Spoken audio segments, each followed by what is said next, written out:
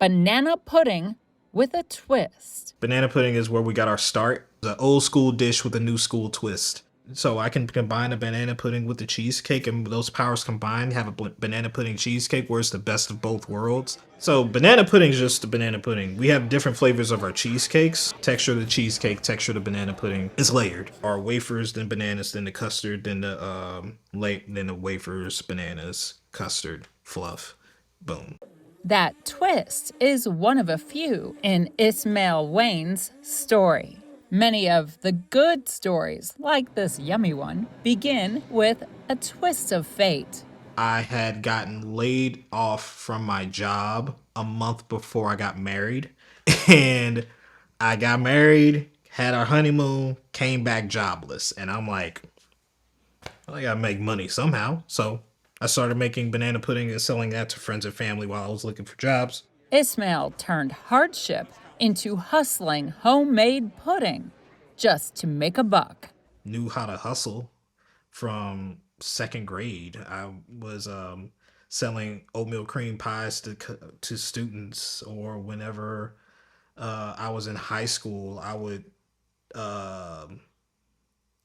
lace people's chucks properly and I'd sell those services. When I was in college, I ironed folks' clothes because people didn't know how to iron clothes, which was freaking weird. But hustling homemade banana pudding. Yeah, and worked out. So definitely something that I wasn't expecting to hustle, because I was like, came from IT. My bachelor's is in IT with a minor in Spanish, and then my master's, I got an MBA with an emphasis in IT management. Ismael could see the opportunity. Not even about what it is that I'm passionate about. It's about, hey, this is a skill set, and this is a gift that I have that I can provide to folks. And it's good. People like it. People love it. People want to buy it. So let's keep building on it. He rolled the dice on his own homemade banana pudding, something he made from scratch because he liked it. Had my first vendor event that December. It was a holiday event. And I was like, I don't have a table. I don't have a logo. I don't have nothing. Got there, sold out of all my jars, made a woman cry. And when she actually started crying, I'm like, oh. And she was like, because this tastes exactly how her grandmother used to make it, and she passed away 7 years ago. So that brought her back to that feeling. And that's when I was like, oh, snap. Ismael felt a calling to tradition, family traditions, community traditions, but best of all, simple goodness and smiles.